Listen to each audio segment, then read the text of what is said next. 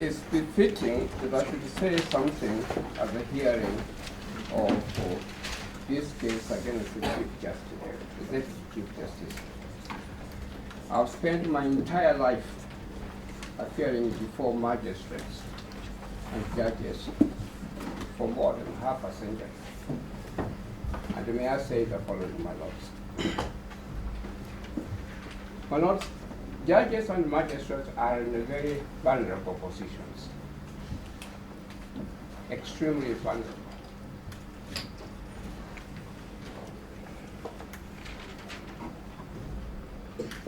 It is therefore important that they must receive protection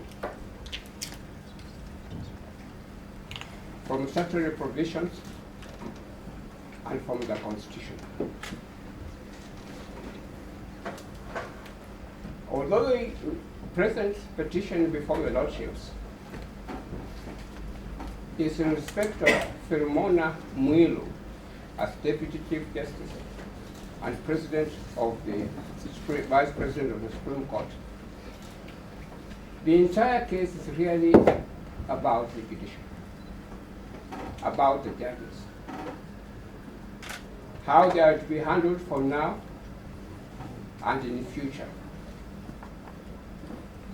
and how the posterity should approach this matter relating to our judges and our magistrates.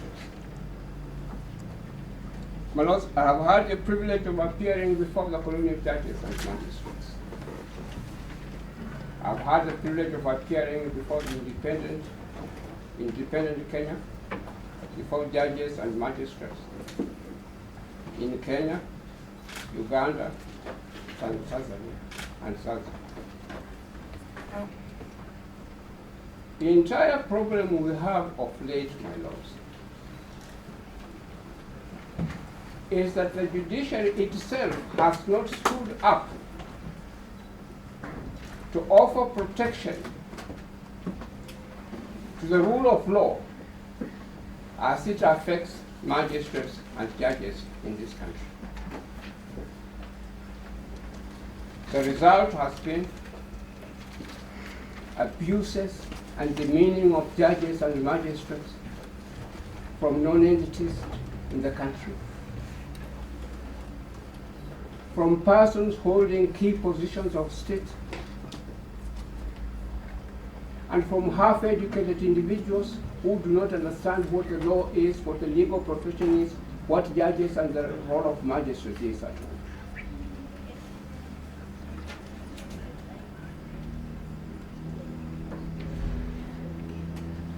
And most embarrassingly, my lords, abuses and demeaning of magistrates and judges has come even from the legal profession itself.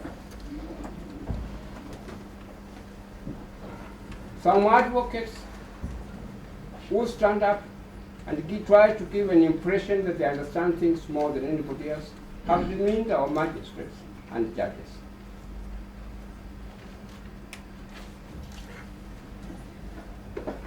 Most embarrassing pronouncements, my lord, have come from the key holders of power of the state, of demeaning magistrates and demeaning judges before the public. And my lords, may I say that if this trend continues, we shall have no judiciary. It can easily be wiped out. We shall have no dignity of a pillar that can offer rule of law to everybody. My lords, when we appeal to your lordships to deliver prayers in favor of Philomena Mwilu, we're not doing so for selfish reasons at all. We're asking your lordships to uphold that for a much broader principle, for the entire country. And my lords, as I said in my opening remarks to your lordships, that the United Nations is concerned about an impartial, independent court. judiciary.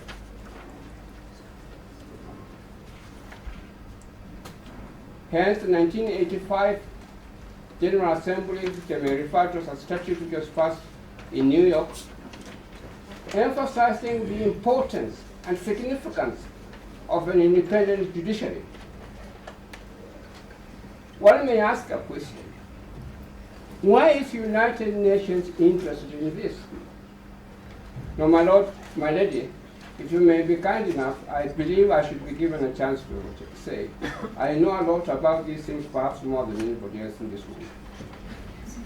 You know, my lord, my lady, with respect, you have to allow me to talk. Yes, please, sir. Yes. Yes, please, sir.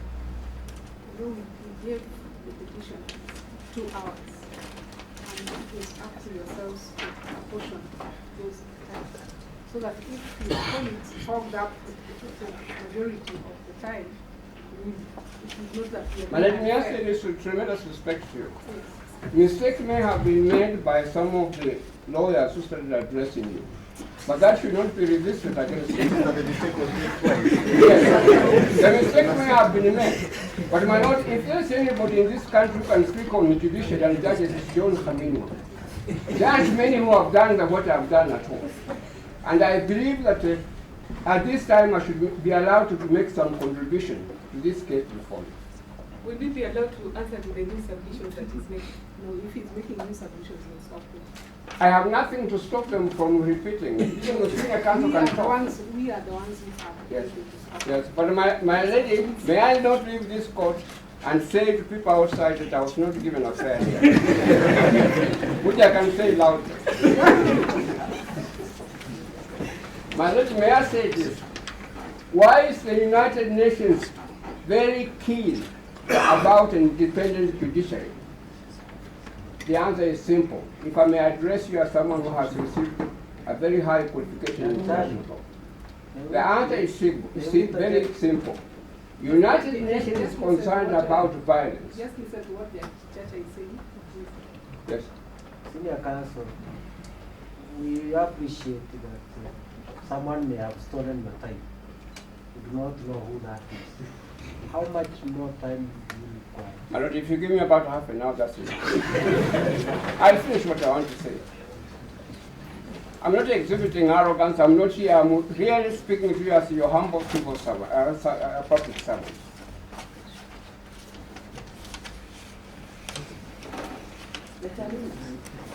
I will introduce my colleagues. Will give you 5 minutes to use the words of the circulation. Please do not get to that. Because we have been sitting here for the last 3 days. I do appreciate my lord, but you will also pardon me. 5 I've been minutes. sitting very religiously 5 here. minutes, Dr. Haruna. How many But minutes? no, 5 minutes, please. Let's have your 5 minutes. Let's proceed.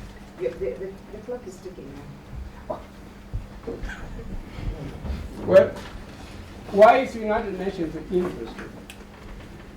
My lord, I may draw your attention to Chapter 7 of the Charter of the United Nations. The United Nations is against violence. A judiciary that is not independent in a country can cause violence in a country. That is what the United Nations is against.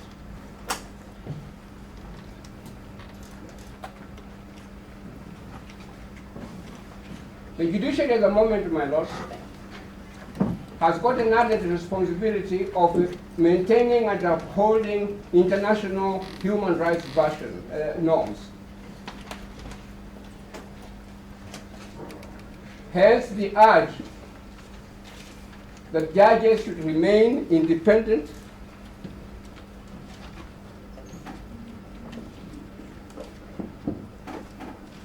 and my lord, if you look at Bangalore principles, they emphasize that there must be a strong, independent judiciary in a country. My lord, the decision in West Africa has been referred to. I don't wish to repeat it. The decision in India has been referred to. I don't have to repeat it. But I would say one thing, my lords. Before even the 2010 Constitution came into operation, a consent to prosecute someone for corruption had to come from the Attorney General himself. He had to address the issue. The position was equivalent as it is in India at the moment, that the Chief Justice has to give consent. Under the old system, it was the Attorney General who had to give consent for anybody to be prosecuted. May I refer to the Constitution, specifically to the following articles, which I invite your lordships to look at. May I refer you to Article 2, Sub-Article 5, Article 2, Sub-Article 5, which deals with general rules of international law. May I refer your lordships to Article 22 of the Constitution, which makes it clear that judicial review is no longer a common law remedy at all. It is a constitutional remedy in this country. May I refer your lordships to Article 131, which says that the president is the head of the state, has got the executive powers and so on. So whatever he says is taken very, very seriously. May I refer your lordships to Article 131, which says that criminal proceedings shall not be instituted or continue in any court against the president or a person performing the functions of a president. It is important here, my lords, that a decision to whether to prosecute a president or not is postponed until he is no longer a president at all. Just as it happened in the case of Nancy Baraza. And it is at that time that the DPP can make a decision whether to prosecute him or not prosecute him at all. Then, my lords, there is Articles 160, which I may refer to. Article 160, which I may refer to on independence of judiciary. I may refer your lordship then to Article 168, which refers to the removal of judges and so on.